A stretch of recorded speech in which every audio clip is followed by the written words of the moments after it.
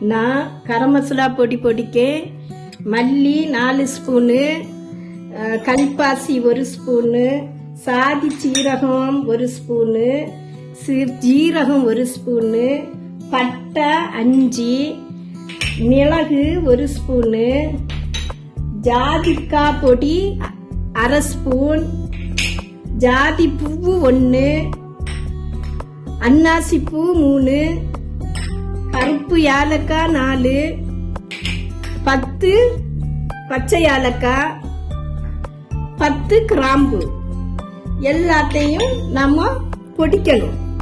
ஒரு கடாய் வச்சு ஒவ்வொன்றா வறுக்கணும்.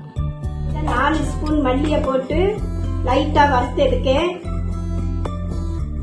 சாதி சீரகம் 1 ஸ்பூனு, இதையும் நம்ம லைட்டா வறுத்து நம்ம எடுக்கணும். கல்பாசிய பொன்னிறமாக வறுக்கணும். ஜீரகம் 1 ஸ்பூன், இதையும் நம்ம வறுக்கணும். மிளகு 1 ஸ்பூன், இதையும் நம்ம பொன்னிறமா வறுக்கணும். பட்டையும் பொன்னிறமாக வறுக்கணும். 10 ஏலக்காய், இதையும் நம்ம வறுத்து எடுக்கணும்.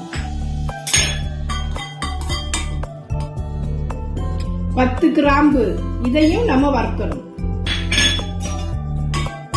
கருப்பு ஏலக்காய் 4, இதையும் நமக்கு வறுக்கணும். அன்னாசி பூ 3, இதையும் வறுக்கணும்.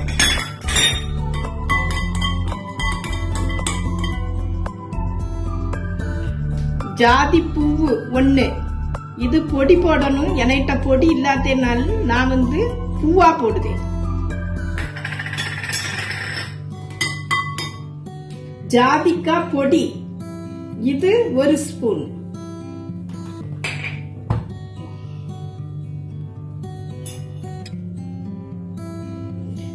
எல்லாம் வறுத்தாச்சு. இது ஒரு பாத்திரத்துல தட்டி இது ஆற வச்ச உடனே நான் இத பொடிச்சு உங்கள்கிட்ட காட்டுவேன். இந்த மசாலா பொடிய மிக்சில பொடிச்சு எடுத்துட்டு இத ஒரு பாட்டில் அடைச்சு வைக்கணும். 2 மாசத்துக்கு நம்மளுக்கு நம்ம யூஸ் பண்ணதே மாதிரி இருக்குது.